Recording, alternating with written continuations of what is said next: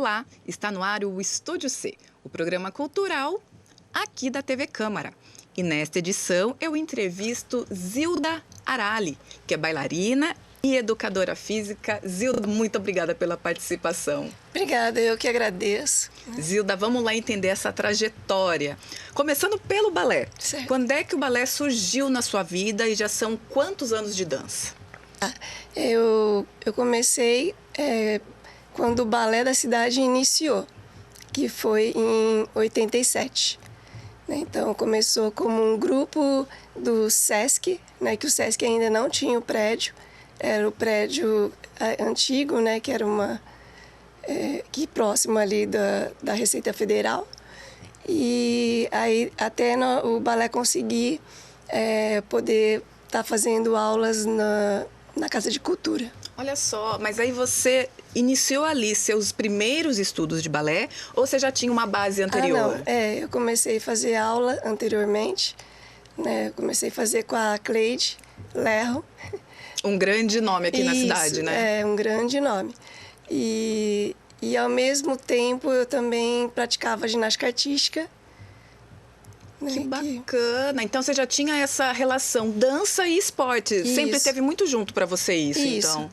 E aí você foi uma das pioneiras, você é conhecida como uma das pioneiras aqui na ginástica artística, aqui na cidade, né? A ginástica artística, quem montou o projeto foi eu e um amigo chamado Paulo Meri, que hoje ele mora em Salvador, que ele tem academia lá. Que legal, ainda trabalha nessa área. Ele trabalha na área de academia, na parte fitness. Fitness agora. Isso.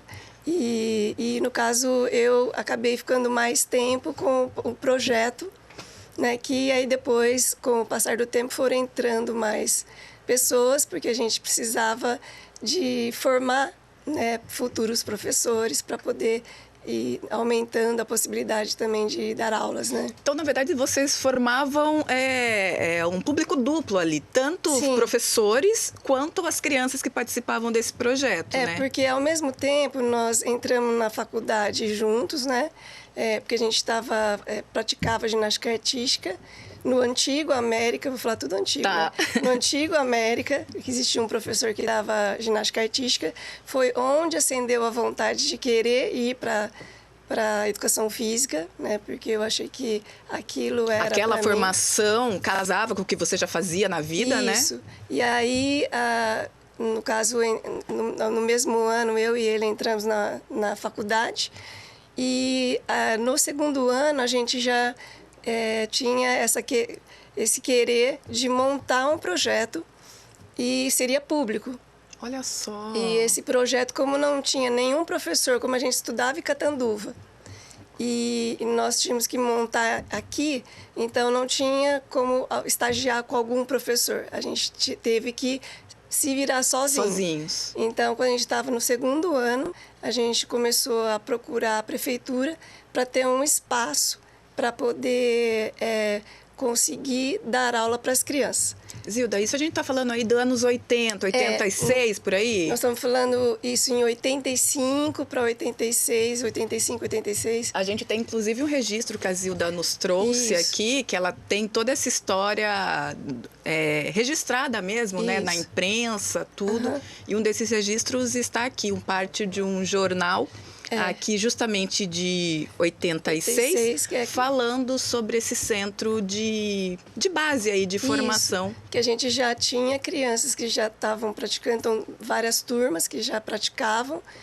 E no caso, nós fomos assim, numa época que para poder ir até as crianças, a gente teve que fazer cartazes para poder mostrar fotos do que seria ginástica. Porque ninguém conhecia, assim, a fundo. A ginástica artística aparecia nas Olimpíadas, porque não é um esporte popular, principalmente no Brasil, Agora, sim, está se tornando mais disseminado, conhecido, isso, mas na época você via muito os atletas internacionais. Exatamente. Não os brasileiros. Então, mas só boca a boca, de ir de classe em classe, em um ano nós conseguimos 500 crianças. E esse projeto durou quanto tempo, Zilda? Então, ele durou até a pandemia. Olha só! Até a pandemia ele foi, mas assim, nisso houve... Percalços ali, né? Porque nós começamos... O espaço que eles cederam para a gente era no Natalone e, na época, existia muito treinamento lá. Pessoal que treinava vôlei, É verdade. né, que era o vôlei do Monte Líbano. Aí também o pessoal do basquete, que era do América, que era também muito forte. Então, a gente dividia O espaço com o eles. espaço e o tempo, né, para poder estar se utilizando. Mas como a gente precisava de aparelhos, os aparelhos são grandes e muitos teriam que ficar fixo, então veio a questão da gente ter um espaço próprio. Então, na época, a Swift, ela tinha sido um depósito, uma fábrica até então, e aí ela estava desativada.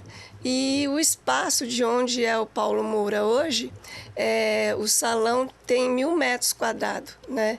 E aí nós reivindicamos, junto com os pais, né, com muitas crianças que a gente tinha por estar dando aula já há um tempo. Então, nós reivindicamos o espaço. E aí, no caso, cederam para a gente. Não teve grandes reformas, no caso, só para poder estar utilizando.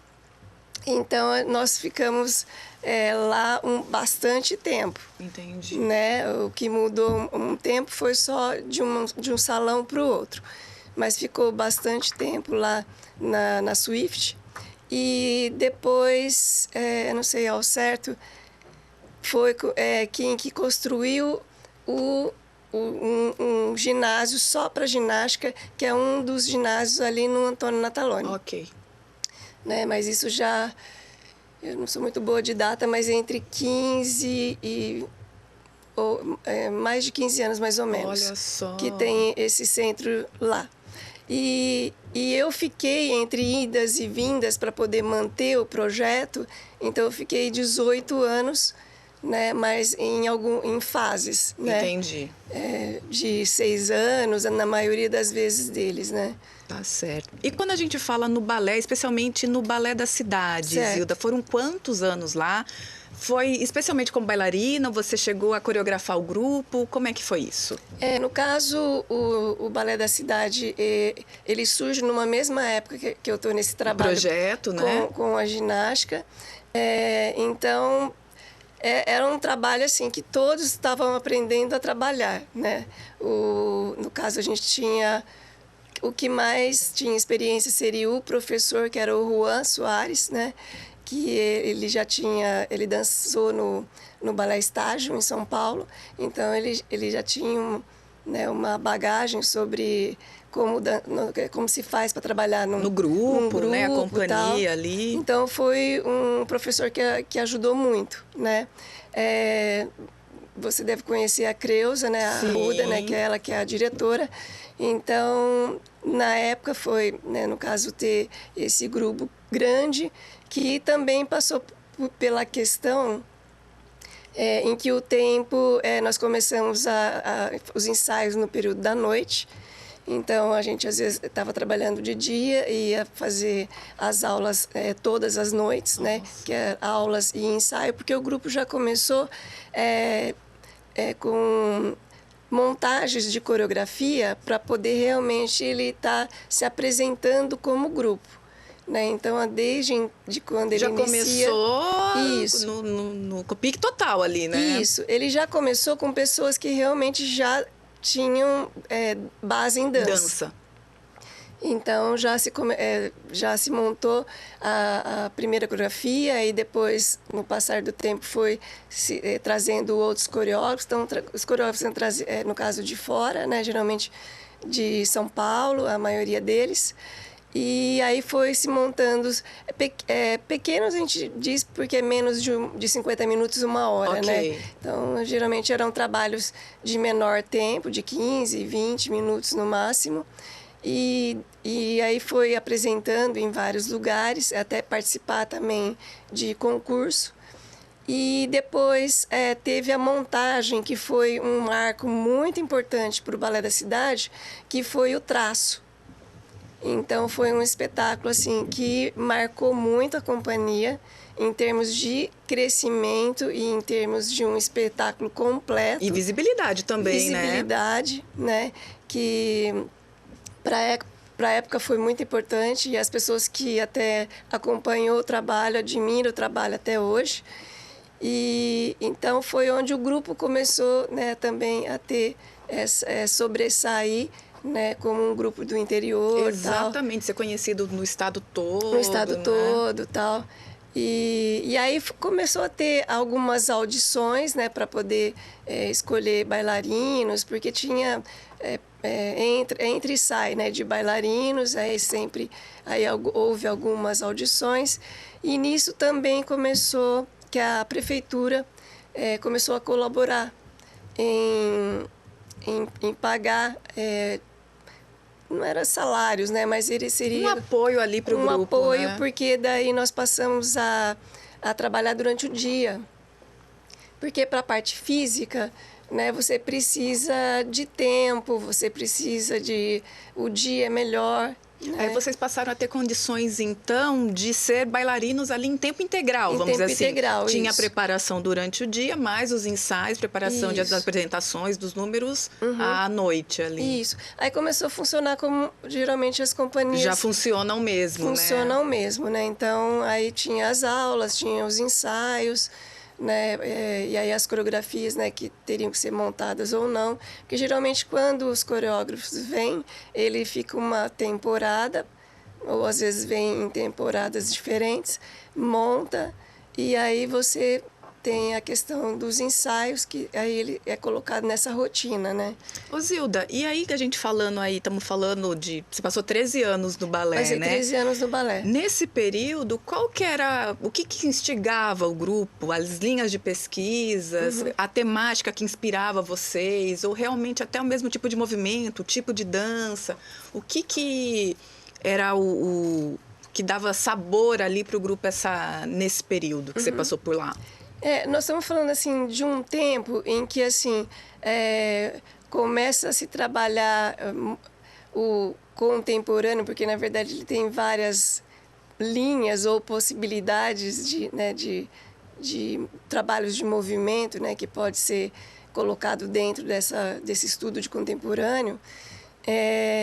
No momento, então, nós, no caso o grupo, nós tínhamos aulas de balé clássico, né, que seria a parte de formação, Exato. e geralmente aula de contemporâneo. Mas, por exemplo, o professor que dava aula de contemporâneo, a técnica não exatamente era a mesma do que o coreógrafo trazia. Então era enriquecedor, né? Porque cada um vinha com uma bagagem, um ensinamento. Às vezes acaba facilitando ou dificultando, né? Porque você treina uma linha e aí na hora de coreografar é outra. Aí o coreógrafo vem, ele vai te instigar a fazer uma outra movimentação, que é o estudo daquele profissional, né? Exato. Que geralmente ele estuda aquele tipo de movimentação e é onde você acaba fazendo aquilo que ele pede. Está estudando, está pesquisando, né? Então, o grupo ele ficou um bom tempo, né? Porque a gente está falando isso, no caso, até 2000. Então, é onde começa lá perto de 2000, as pessoas realmente a querer fazer trabalhos próprios, tal, né? E como o grupo ainda precisava do aprendizado, então ele ficou bastante se utilizando de possibilidades de um trabalho com o coreógrafo de fora e trabalhos também que eram feitos com, no caso, o professor ou, no caso, do balé clássico ou do contemporâneo. Tá. Né? Desculpa, pode continuar. Porque assim, nós, além do trabalho que a gente tinha, que geralmente a gente fala que seria os de palco, existia um programa que eu achava fantástico, que eu acho que isso poderia muito voltar. Nós dançávamos quase todas as semanas, mas nós dançávamos nas praças. Então, eram trabalhos que eram assim, feitos para o popular mesmo. né, que geralmente era uma linguagem não necessariamente contemporânea, né? Então ela tinha uma mistura. Que bacana, né? E tinha essa grande proximidade com o público, tanto de estar perto mesmo, né, na rua, quanto de frequência, toda semana ali. Isso, porque aí seria uma linguagem para que as pessoas realmente queiram assistir, né? Não que as pessoas não queiram assistir. Mas menos hermético, vamos dizer assim, né? Isso, né? Que você não vai, de repente, colocar determinada linguagem na rua, que às vezes o impacto pode ser não tão positivo, né? Exato. Principalmente para a época, a gente está falando também. Anos 2000, início ali, né? Não, bem antes. Né? A gente está falando entre 90 e anos 2000, né? Porque o forte mesmo foi ali, né? De 90 e pouco até 2000 se dançou muito nas praças. Que legal. Então, no caso, tem bastante reportagem, se você puxar.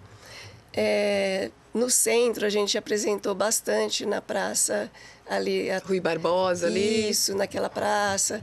Aí a gente falou assim, nós conhecemos todas as praças de Rio Preto, assim, geralmente em frente à igreja. Sim. Ou dos lugares ou que convidavam, né, o balé para ir, para poder se tornar popular.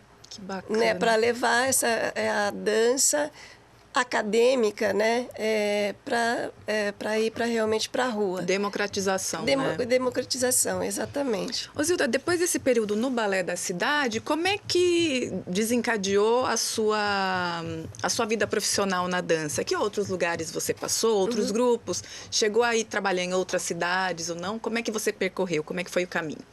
Eu, assim, depois que eu saí do balé, eu fui para um grupo que chama TK, que para mim é uma professora que é de Catanduva, e ela trabalha uma linha em que eu sempre admirava, que também era um trabalho que no Brasil ainda não tinha muitas pessoas fazendo isso, né? Pelo menos aqui no interior, não, né? Que era através de laboratório de criação, que tem muito a ver com o dança-teatro, né? Então, era uma coisa que me chamava muita atenção. E ela conseguia trabalhos incríveis com pessoas que nunca tinham dançado. Aí você via no palco trabalhos fantásticos, assim. E que não era uma pessoa de uma trajetória longa na dança, por exemplo. Exatamente. Nem tinha, não faziam balé. Sem formação mesmo. Sem formação, né? Eram adolescentes, na maioria delas, né? Mas essa forma em que era conduzida esses laboratórios era muito incrível. Então, onde aflorava a questão de participação realmente, né, de corpo e alma mesmo nessa movimentação, e a criatividade. Né? Caraca, que legal. Eu acho, você falando isso me fez lembrar, porque você também tem um trabalho, Zilda, muito casado. A dança, o esporte, mas também a questão da educação. Sim. Depois você se forma em educação física, né? E aí você, inclusive, fez uma pesquisa em 2021, uma pesquisa sobre danças na escola, formação e integração dos alunos do ensino fundamental. Fazendo esse link do que você viu na TK, depois do que você estudou, qual que é a importância da dança nas escolas? Bom, como educadora física, ou então, assim, que para mim esse trabalho de dança, ginástica, trabalhar o movimento, movimentar-se, né? Isso é muito importante para o ser humano, né? Então, assim, falando da dança ou da ginástica, sempre eu faço uma junção entre essas duas, porque sempre é aquilo que vai te instigar a se movimentar. Então, essa assim, questão da dança que eu sempre comento com meus alunos, futuros professores, que eu falo que eu dou as duas disciplinas, né? A dança. Você dá aula na Unilago, eu dou aula na Unilago. Para o curso de educação física. Isso. Então, normalmente eu falo, dança não é ginástica, né? Apesar dos dois partir do movimento, então assim é aquilo que, né, você se movimenta para fazer a execução daquilo. Então, você tem que pensar que é o corpo se movimentando, que seria a partir de movimentos específicos, ginásticos, e, no caso, a dança é um manifestar-se. Então, você se... A expressão. Isso, porque a dança, a raiz dela, o ser humano, ele se manifesta. Você não dança para fazer exercício, para emagrecer.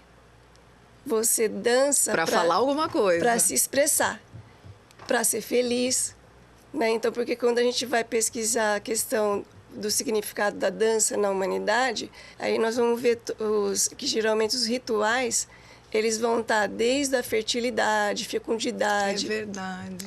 O homem, desde que nasce, morre. Então, todos os rituais de passagem para a puberdade, ou então para poder chamar a atenção, para poder conquistar o parceiro masculino ou feminino, porque tem danças especificamente femininas, outras são masculinas, para poder chamar a atenção, né, do par. E então nós vamos ver que assim, essa dança ela vai manifestar para algo. Dentro da escola, no caso, ela vem de encontro. Quando a gente coloca a dança, o valor dela, ela não é só o movimento, que ela vai, no caso, a ajudar no desenvolvimento da motricidade, que seria da melhora do movimento. Exato. Mas ela vai melhorar também outras questões, né? Que seria a parte de cognição, porque você tem que pensar para se movimentar. A questão do manifestar, de ser feliz. Então, de repente, aquela dança é uma motivação para ser feliz, então aquilo vai te trazer também um bem-estar. Questão social, porque a gente não vive sozinho. Por mais solo que você dance, né, você está sempre dançando com algo. Exato. Ou com alguém. Ou para alguém. Ou para alguém, né? Então, ela vem dentro, né, eu acho que dessa questão. É muito mais do que movimento, É né? muito mais que movimento, porque quando a gente começa a trabalhar a dança com criança, nós começamos através das brincadeiras, que são chamadas atividades rítmicas. Então, se a gente pensar naquelas brincadeiras que você fez lá na sua infância, ela te preparou para uma dança.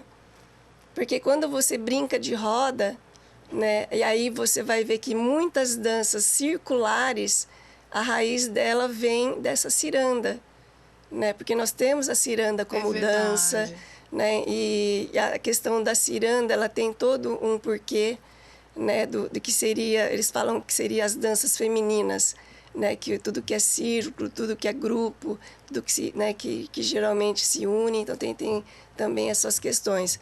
E o universo infantil, você tem vários tipos de brincadeiras que depois ela vai passar por uma forma de dança. Por exemplo, a gente tem percussão corporal, que geralmente você faz muitas brincadeiras Exato. de bater palmas, estalos, e geralmente você vai fazer depois uma catira, é percussão corporal. Olha só. É batidas de pés, batidas de mãos. E assim a gente vai tendo as relações, no caso, entre as brincadeiras e as danças, que são a possibilidade de tipos de movimentos ou utilização de objetos, porque a gente tem uns que a gente faz exercícios com objetos, e seriam aquelas amarelinhas que você pode utilizar um ritmo de música, que geralmente você coloca uma música infantil, e você arma ela da forma que você quer, e eles vão saltitando no ritmo. Entendi. Automaticamente você já está educando ele a utilizar o movimento num ritmo pré-determinado, ou mesmo a questão de musicalidade. Olha só. Né? Então, você, ao mesmo tempo, você estimula o movimento, né, que ele está se movimentando, está aprendendo lateralidade, está aprendendo como esse corpo funciona, né, da importância, ou então o que ele consegue fazer com o corpo. Né, que o corpo corre, o corpo salta, ele equilibra, ele rola, ele faz um monte de possibilidades. E as brincadeiras, você passa por isso. Né? Você vai criando essa possibilidade. Aí depois, quando você vai para o universo da dança, porque geralmente os pequenos, a partir, né, de 3, 4, 5 anos de idade, eles vão passando para brincadeira. A hora que ele vai chegar com 8, 9 anos, ele já consegue, já está trabalhando danças. Que bacana. Né? Então, esse seria... o ideal, né? O ideal, né? Teoricamente, que seria... por isso que a minha pesquisa foi dentro disso, porque eu sei que existe uma falta da educação física no Fundamental 1. Aí, Zilda, então, a gente talvez não dê sequência a esse corpo dançante conforme a gente cresce, justamente porque talvez ou a escola não tenha um profissional preparado, Isso. ou talvez a gente não tenha entendido o valor da importância da dança na escola, por exemplo, de dar sequência a isso. Exatamente, eu fiz essa pesquisa porque como eu estudo dentro da universidade, então eu sei qual a importância que esse aluno, como futuro professor, dá para a disciplina. Infelizmente, ela está no primeiro período. Primeiro período ainda eles estão... É muito início. É muito início, eles ainda não têm uma ideia exata do que é a educação física, porque vem com uma ideia e você já joga uma dança, né, que muitos... ficam, mas o que eu vou fazer com isso, né? Então, eu acredito que é um pouco cedo no curso. Tá. Né? Mas eu acredito que com as conversas de fim de aulas que geralmente eu tenho com os alunos, sempre vai ter aqueles que, né, vão aproveitar, porque eu falo assim, ritmo, tudo que você vai fazer tem ritmo. Se você vai fazer canoagem em 3, se você está fora do ritmo, basicamente não dá. Se você depois teu sonho é ir para o fitness, se você sabe dar aula com ritmo, geralmente são aulas que as pessoas gostam muito, né? E o ritmo ele está inserido em toda a educação física, só que eles vão atinar isso com o passar do tempo, né? E aí, porque eu acredito que a maioria, o sonho não é ir trabalhar com criança. Só que aí que vários acabam indo trabalhar com criança. Entendi. E aí se lembra daquele ensinamento inicial lá. Isso, que aí depois já encontrei aluno e falou, professor, eu lembro da sua aula, eu tento reproduzir isso. Então, quando eu ouço isso, eu falo, aleluia, né? Deu certo. Deu certo. Ô, Zilda, eu vou falar um pouquinho dos seus trabalhos um pouco mais recentes, principalmente os que têm ligação com a literatura. Por exemplo, você já fez trabalhos baseados no universo feminino, nas palavras de Clarice Lispector. Mais recentemente, você fez um trabalho em homenagem à poetisa chilena Gabriela Mistral. Eu queria saber que lance é esse de entrelaçar literatura e dança. Como é que a dança dá conta de traduzir a escrita poética? Por que você gosta tanto de investigar esse campo? Bom, desde que eu saí do grupo, porque o grupo geralmente ele foi grupos grandes, né? Porque eu passei também, em 2013, eu entrei para Virtual, né? Que é do Marcelo Zamora, né? Então, Virtual Companhia de Dança, né? Isso. Ali foi onde no caso, eu ajudei no processo de fazer a parte coreográfica, dancei também, né? E aí depois participei também de outros espetáculos dele. No caso do Marcelo Zamora, eu conheci ele no Balé da Cidade. Olha só! Né? Porque quando ele veio para o Brasil... ele é argentino, né? Ele é argentino. Então, ele veio para o Brasil, eu não sei ao certo a data, mas foi bem antes de 2000. E ele começou a fazer a parte como se fosse um gerenciamento. Né? Ele auxiliava ali a Creuza, né? Então, foi aí que eu conheci. E aí, quando eu saí, que eu acabei ficando um ano, né, lá com a Teca, aí depois, quando ele monta a Virtual, aí eu vou... Integra a Virtual. Vou integrar a Virtual, né? No caso, como você perguntou sobre a questão de mulheres, então, até então, como eu tinha uma vontade de falar, assim, sobre a mulher, né? Não, porque geralmente era sempre trabalhos envolvidos ou casais, ou então era sempre trabalhos meio a meio, não tinha um espaço que, não, vamos só fazer um trabalho com mulheres. Então, eu tinha essa vontade. E para fazer no caso do Lispector, foi uma conversa com um amigo que é professor na faculdade, e eu falei assim, porque geralmente entre as conversas de mulheres a gente sabe que tem 1000 questões a ser faladas, né? Desde neuras até coisas boas, ruins, ou então humores e tal. Eu falei assim, eu gostaria muito de fazer um trabalho, mas eu gostaria de fazer falando sobre mulheres. E gostaria de estar ligado à literatura. Aí, como ele era um estudioso da Lispectors, então ele falou assim, que tal a Lispectors? Aí ele foi me apresentando os trabalhos delas, né? Algo que pudesse te dar a base ali, né? Isso, que até no caso da Lispectors nós montamos baseado em 5 cenas, e cada cena era de acordo com um conto. No caso, um deles era a história, né? Que um deles é A Hora da Estrela, que é bem famoso, né? Que tem até filme sobre. E aí, no caso, a gente nós fomos lendo né, cada conto para poder entender o que nós iríamos fazer com aquilo. E daí começa a surgir a questão, né, dos laboratórios de criação, onde a gente pega a história, e a história muito grande, o que nós vamos fazer com Como que nós vamos condensar isso aqui, tão né? grande, e de repente coisas que você menos espera, você começa a trabalhar, e aí começa a dar sentido mesmo sem esperar naquilo que você imaginava poderia ser uma cena, né? Então foi sendo montada dessa forma, e porque cada conto ele trazia um tipo de mulher ou uma adolescente que seria uma futura mulher, né? Que bacana. Que então seriam comportamentos, né? Que nem A Hora da Estrela é uma mulher submissa, né? Então ela sempre acreditava que aquilo que impunham para ela, sempre achando que ela era feia, ou então uma pessoa que não tinha muita qualidade, e ao mesmo tempo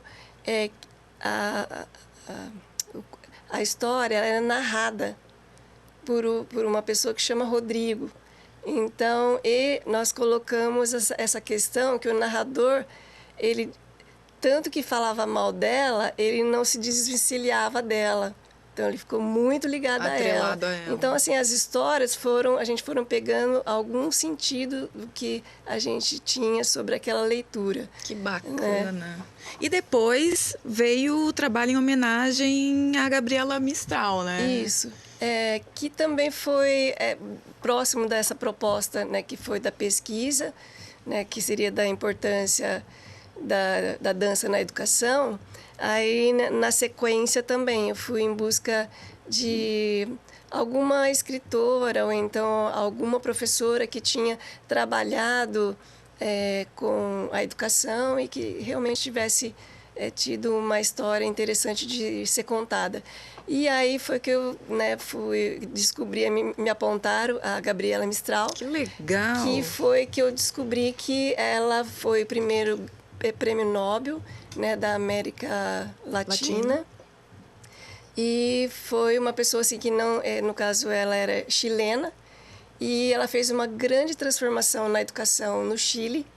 Ela basicamente não teve escola, ela aprendeu sozinha, né, a estudar, e uma pessoa que estudava muito, né? Então, aos 16 anos ela começa a dar aula na vila, e aí no meio disso tudo pensar que é um lugar que a gente está falando de problemas políticos, de problemas em que a mulher não era considerada, a educação muito menos. Então, ela tomou à frente essa questão, e até hoje ela é homenageada sobre a questão da educação. Ela também não ficou só no Chile, ela também foi trabalhar no México com a mesma proposta de educação. Ela viveu um tempo também em Paris, e também viveu um tempo no Brasil. Que legal. E acabou também sendo, como ela era escritora, né, na época muito famosa, também era amiga da Cecília Meirelles, até também ela, né, fala um pouco na história dela sobre essa amizade. Mas uma mulher assim incrível, assim, para a época, e em termos de educação, que fez um trabalho lindíssimo. Então, assim, me chamou muita atenção. Falar dessas mulheres, Falar né? dessas mulheres, né? Mais que delas em si, do legado que elas deixam, né? Do legado que elas deixam, né? Então, são mulheres, né? A Clarice Lispector, incrível, por todas as histórias, e os personagens delas também, fantástico, né? As histórias dela. E na mesma questão da Gabriela Mistral. Bacana. Agora eu quero falar, Zilda, seu trabalho mais recente, chamado Aquilo que Me Move, um espetáculo que, inclusive, integra a programação do FIT, Festival Internacional de Teatro de 2024. Eu queria que você me contasse sobre o que é esse trabalho, o que motivou a criação dessa nova obra. Tá. Bom, foi basicamente um olhar para trás, né, de tudo o que eu já fiz. Da sua trajetória profissional. Da minha trajetória profissional. E, no caso, em 2022, eu tive um problema de saúde em que eu começou dores nos pés de uma forma violenta, principalmente no pé direito. Então, eu ficava 24 horas só dor, até descobrir o que realmente que seria o tratamento. Nisso, dia parece um ano, né? Quando você sofre de dor o dia inteiro, né? Então, assim, nisso ficou quase 2 meses entre tomar remédios ou ir para médico, volta, ou então para você estar indo em emergência, volta. E foi, assim, terrível. Nunca tive problema de quebrar nada, né? Mesmo sempre me movimentando muito, fazendo muito aula ou dando aula. Então, foi uma questão assim, o que eu vou fazer da minha vida se minha vida é me movimentar? E o meu prazer é movimento. É fazer as pessoas se movimentarem. Ou então, eu utilizar meu corpo para isso. Então, eu ainda até hoje estou nesse processo. Melhorou bastante. Eu ainda até vou num retorno para saber. Fiz vários exames, agora encontrei. Porque a gente também passa por vários médicos. Exato, a investigação é longa, né? A investigação é longa, tal. Mas no meio disso eu fui aprendendo caminhos, porque alguns falam, vai para lá, vai para cá. Então, no primeiro momento, eu não me movimentava, até então eu entender que eu tinha que começar a me movimentar, né? Foi onde eu fui começar a voltar à minha forma. Entre aspas, a gente não volta, né? A gente vai melhorar. Mas ter uma rotina muito mais próxima da que você tinha, muito mais né? próximo daquilo que eu tinha, tal. Então, isso foi bem e aí, né? O que é que eu vou fazer? E, ao mesmo tempo, o ano passado, em outubro, eu fiz 60 anos. Então, é outra questão, né? Em 2022, eu tenho esse problema que me impede de me mover. Em 2023, eu vou completar 60 anos. E aí, é aquela questão. Você tem uma impressão em que você, até então, você está numa patamar, aí chega 60 anos, você não sabe para que patamar você vai, né? Porque você chegou no idoso. E aí começa a ter, né, e o caminho, né? O que eu vou fazer? Que a gente está muito entregue aos estereótipos, né? Isso, exatamente. Do que seria uma pessoa de 60 anos, ou do que poderia uma pessoa de 60 anos. Exatamente. Né? O que eu posso fazer, se eu não posso, se eu posso. Então, todos esses questionamentos. E aí, assim, o que eu faço com essa vontade de continuar a trabalhar com isso? Ou continuar a estar em cima de um palco? Que eu gosto de estar fora, muitas vezes, para poder estar trabalhando para outros, Sim. Mas também eu gosto de estar no palco. Então, esse foi a grande questão. A grande motivação Isso, ali. que quando nós juntamos, né, que seria eu, a Andressa Miyazato e o Marcelo Zamora, que quando a gente se reuniu online, né, porque cada um está num canto, né? Num canto, né?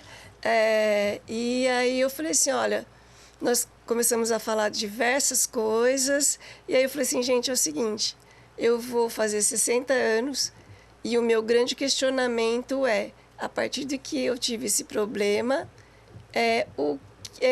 e a dança continua pulsante aí, né? Pulsante, e eu continuo. Então, essa foi o falar. Então, foi essa questão. Então, nós vamos falar de toda a trajetória, né, da sua vida. E agora eu estou numa nova fase, que, na verdade, para mim não mudou nada. Eu continuo os processos, né? Porque até então dá essa impressão que você vai pular para algum patamar. Não, é a mesma coisa, né? É a mesma coisa, você continua a mesma coisa. E também passei a assistir pessoas ou ler sobre mais pessoas que estudam sobre a envelhecência, né? Então, comecei a descobrir coisas incríveis que normalmente nós não nos preparamos para ser idoso, né? Então, como que você quer, né, chegar a 60, 70, 80, né? Como você se vê. Então, até uma das questões, né, que eu vejo de autores que estão estudando isso, ele coloca como a envelhecência, que seria a adolescência, né? Então, o envelhecente, então seria o adolescente, né, que está envelhecendo, então ele se preparando para a velhice. Né? Não se preparando para a velhice, aquela de ficar que a gente conhecia, para ser bem, para estar bem. Isso, né? Para você ou dar continuidade nas suas propostas de vida, né? Ter projetos, que eles normalmente falam, né? Você projetar, né, de como você quer dar essa continuidade. E nisso não é só a questão profissional, aí vem tudo junto, né? Como você vai projetar a sua saúde. Exatamente. Que aí nisso, né, tem esse cuidado, né, você, alimentação, movimento, o que pode, né, o que melhora, o que não pode. E aí também sobre o seu trabalho. Então, isso, o quanto você consegue ainda estar trabalhando, ainda você se envolvendo naquilo que você... Se você gosta, no caso, de trabalhar naquilo, então... Como fazer para estar lá, né? Fazer para estar lá, para se envolver naquilo, né? Então, são coisas que continuam me movendo. Né? Zilda, eu até te perguntar, no começo eram várias questões que rondavam sua cabeça, os sentimentos que você estava tendo naquele momento. A partir do momento que você montou o espetáculo e agora ele já ajustado, vocês fazendo as apresentações, que resposta esse espetáculo te deu sobre essas suas angústias que você tinha lá no momento da montagem? Sinceramente, eu estava outro dia pensando sobre essa questão. Eu sinto que está mais tranquilo, parece assim vocês esperam passar de patamar, mas na verdade não existe esse patamar. Só vem no dia seguinte e a gente segue, né? E essa questão também da mulher ter a questão de falar a idade. Então a gente sempre fica naquela... é a pessoa que lute para saber que idade que eu tenho, né? Entendeu? Mas, até então, eu falei assim, não, cara, é incrível, vamos falar, porque eu falo que Rio Preto, até os cachorros me conhecem, entendeu? Porque até então eu já passei por assim, muitos projetos, muitos setores, muitos né? alunos. Então, basicamente, assim, todo mundo sabe fazer as contas, né? Fulano, ciclano. Então, a gente tem que pensar que isso é uma coisa positiva, né? E principalmente nós, mulheres, essa questão de pensar em idade, sempre fica essa questão, né? Idade. Mas não, parece que está mais... Amenizou, está mais tranquilo, né? Porque o que eu sinto realmente, que até então, quando a gente é mais nova, a gente fica pensando assim, não, quando eu tiver 60 anos, acho que eu já estou assim, sentada, só fazendo algum artesanato, que de repente é o que eu gosto de fazer. Mas não, a cabeça ela ainda está Tá a milhão. tá a milhão e cada vez com mais coisas, entendeu? Que aí você vai juntando as coisas que você vai construindo ou vai aprendendo. Uma super bagagem, né? Você vai criando uma bagagem cada vez maior, né? Então, por que não continuar dentro de um processo físico e até então, porque teve momentos que eu dei aula há muito tempo, né? Muitas horas de isso ou aquilo. Então, a gente vai administrando esse tempo para também viver bem. Exato. Né? Porque daí a gente já consegue não precisar trabalhar loucamente, né, para poder, né, ganhar melhor, tal. Então a gente já começa a escolher o que vai fazer, sim, como vai fazer.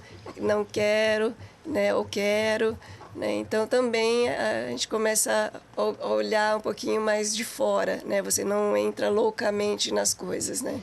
Zilda, como que você vê a importância de você estar levando esse projeto para o FIT, um festival tão importante aqui para a gente na cidade, especialmente com o trabalho de dança, né, que não é tão comum a gente ver na programação, e uma discussão tão importante como essa, da questão feminina, ou mesmo da idade de como um todo, e do viver bem também, né, nessa nova perspectiva mesmo da vida idosa, enfim, do que a gente pode fazer, do que a gente quer fazer e mais do que a gente precisa se preparar para fazer lá na frente, se a gente quiser. Sim. Qual que é a importância de levar toda essa discussão nesse palco do FIT?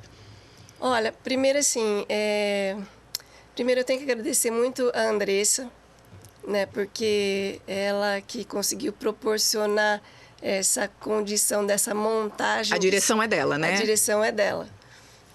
Porque ela sempre trabalhou com esse formato dança-teatro, né? E que eu acho que é o que possibilitou eu estar no FIT. Exatamente. Né? Ter uma linguagem mais próxima ali, né? Do que é a proposta do festival, né? Exato. Então, assim, como nós somos muitas amigas há muito tempo, então no caso, quando estava criando o espetáculo, foi positivo para mim e para ela, porque foi uma visita para o meu passado e o meu passado junto com ela, né? E sem ela.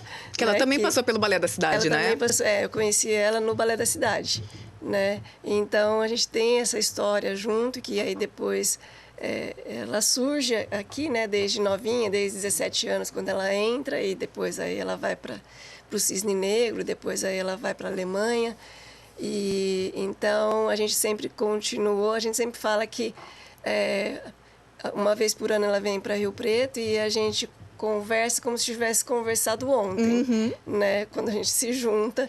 Então isso para mim foi muito positivo também.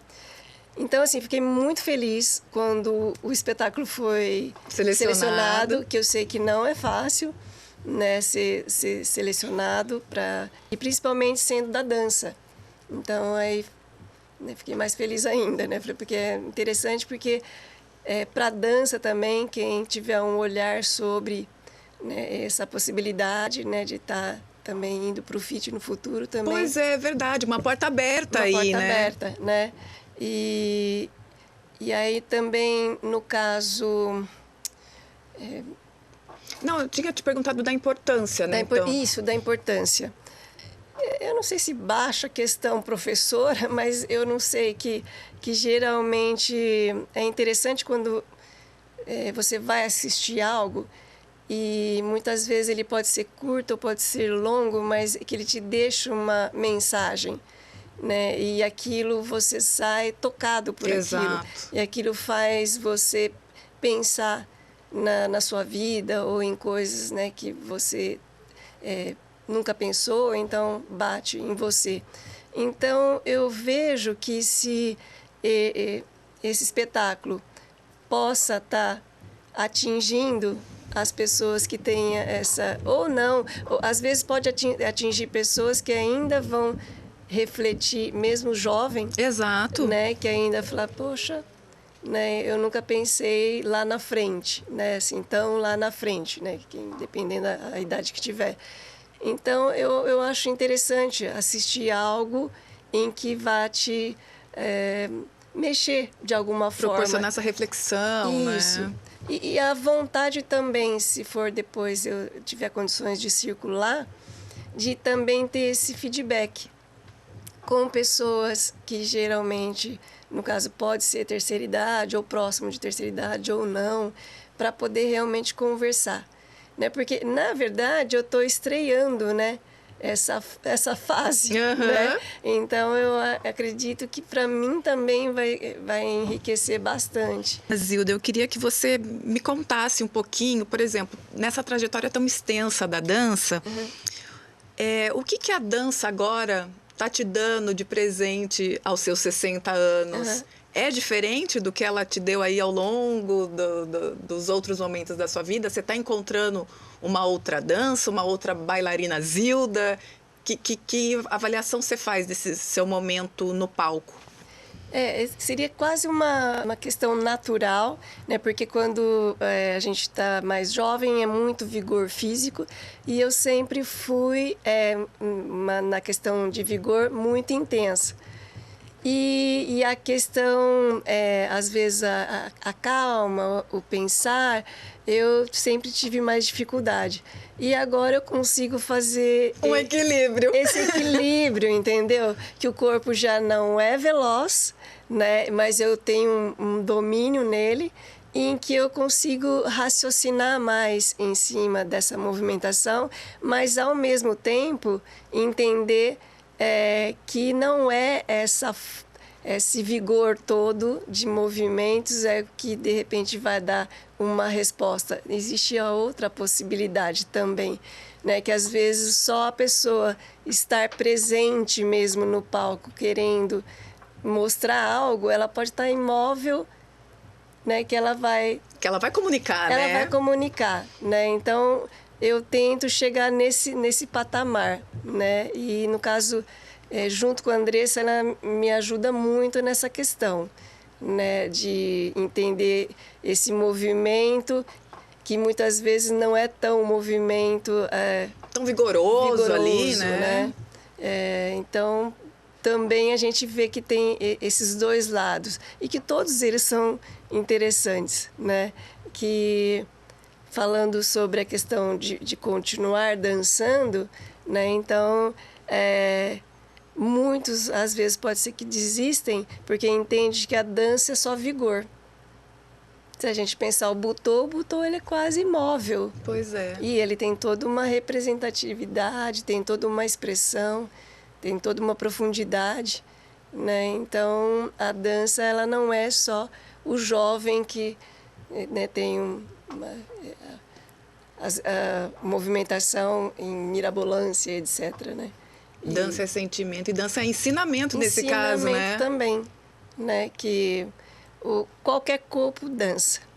Até falando, no caso, em 2000 eu trabalhei com deficiente físico.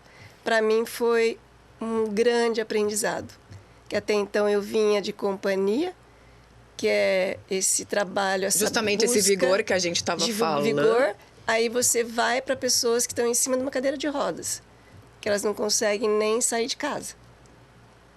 Então, e aí encontra a dança ali também, sim, né? Encontrei uma pessoa maravilhosa, chamava, né? Ela faleceu ano passado, Helena Pimenta. Também foi uma que quis trazer a dança inclusiva para Rio Preto, ela batalhou bastante para isso. Uma senhora que, quando eu conversei com ela, nunca tinha me emocionado como eu emocionei com ela. Fantástica. A pessoa, assim, era em cima de uma cadeira de rodas, uma vontade de dançar que eu não via em bailarinos, entendeu? Então, assim, eu fiquei apaixonada pela questão, né? E o aprendizado de vida mesmo, né? Que a dança não é só quando a pessoa fala, mas eu não sei dançar. Falei, você dança primeiro com a alma, você não dança com o corpo, né?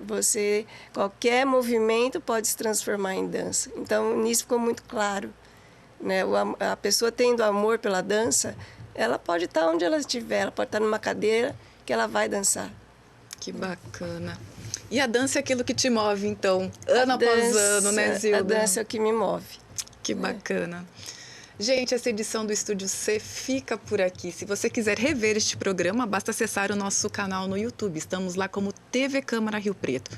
Mais informações sobre a cultura da cidade, você já sabe. Se acompanha ao longo da nossa programação e também em nossas redes sociais.